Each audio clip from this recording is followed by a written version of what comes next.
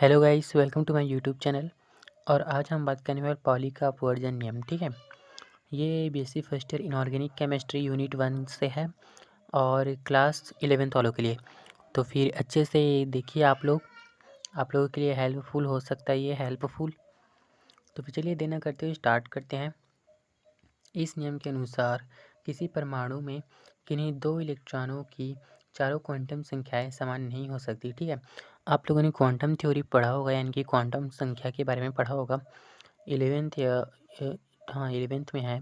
अगर नहीं पढ़ा होगा तो फिर मैं नेक्स्ट वीडियो इसी बारे में बनाऊँगा। ठीक है, क्वांटम संख्या के बारे में ही बनाऊँगा नेक्स्ट वीडियो, आप लोग उसको अच्छे से देख लेना। तो फिर इसमें कहा है कि किसी परमाणु में जो है, किसी परमाणु के किन्हीं दो इलेक्ट्रॉनों की चारों क्वांटम संख्या समान नहीं हो सकती। चारों क्वांटम संख्या जो है वो समान नहीं हो सकती। इस नियम के अनुसार यदि एन एल व एम यानी कि कोश, उपकोश एवं कक्षक समान है तो चौथी क्वांटम संख्या यानी कि एस अवश्य भिन्न होगी, अर्थात चक्रण में अंतर जरूर होगा। यदि क्वांटम थ्योरी आप लोगों ने पढ़ा होगा तो फिर उसमें 4 क्वांटम संख्या हैं, आप लोगों ने देखा होगा। तो फिर यदि एन एल और एम समान हैं तो फिर एस जो है ज़रूर डिफरेंट होगा। ठीक है, तो फिर चलिए देखते हैं। एग्जाम्पल के लिए ले लेते हैं 1s2 में। ठीक है, 1s2 में इसमें 1s2 में जो है 2 इलेक्ट्रॉन है, देख सकते हैं 1s2 यानी कि 2 इलेक्ट्रॉन। ठीक है, 2 इलेक्ट्रॉन है। तो फिर यहाँ पर प्रथम इलेक्ट्रॉन, इसी में इसका जो है 1 इलेक्ट्रॉन यहाँ है और इसी में का 1 इलेक्ट्रॉन जो है यहाँ है। इसको 1s1 लिखा है पहले इलेक्ट्रॉन को, और दूसरे इलेक्ट्रॉन को जो है 1s2 लिखे हैं। ठीक है, ये वाला देख सकते हैं। ऐसे ऑर्बिटल में जो है ऐसे ऐसे इलेक्ट्रॉन भरा जाता है। ठीक है, एक ऐसा और एक ऐसा। तो फिर ये वाला इलेक्ट्रॉन जो है ये है और ये वाला इलेक्ट्रॉन जो है ये वाला है। ठीक है, ध्यान में रखना।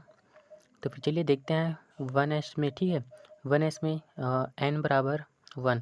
ठीक है, ये n बराबर 1 कहाँ से आया, क्योंकि यहाँ पर 1 लिखा है तो फिर 1 लिखेंगे। ठीक है, अब l बराबर 0, यदि n बराबर 1 है तो l बराबर 0 होगा। ठीक है, क्वांटम थ्योरी में वैसी है, यदि n बराबर 1 है तो l बराबर 0 होगा, l बराबर 0 है तो फिर m बराबर भी 0 होगा। ठीक है, अब यहाँ पर देखिए s जो है प्लस में है और इसका मान जो है 1/2 ही आएगा। कोई भी किसी भी इलेक्ट्रॉन के लिए जो है 1/2 ही आएगा, बट यहाँ पर प्लस और माइनस डिपेंड करता है कि वो इलेक्ट्रॉन कैसा है।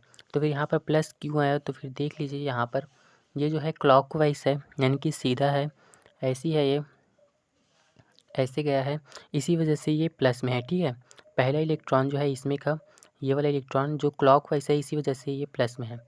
बट यहाँ देखते हैं सेकेंड इलेक्ट्रॉन में 1s2 यानी कि इसी में का ये वाला इलेक्ट्रॉन देखते हैं। तो फिर n बराबर 1, क्योंकि यहाँ पर 1 है, फिर l बराबर 0, क्योंकि n बराबर 1 होता है तो फिर l बराबर 0 होगा। ठीक है,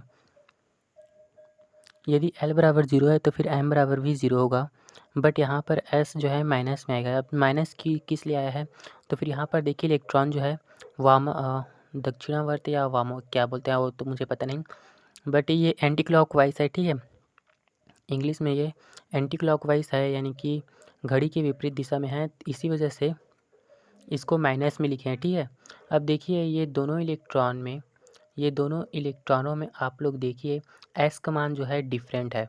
यही लिखा है कि किसी परमाणु में किन्हीं दो इलेक्ट्रॉनों की चारों क्वांटम संख्या समान नहीं हो सकती।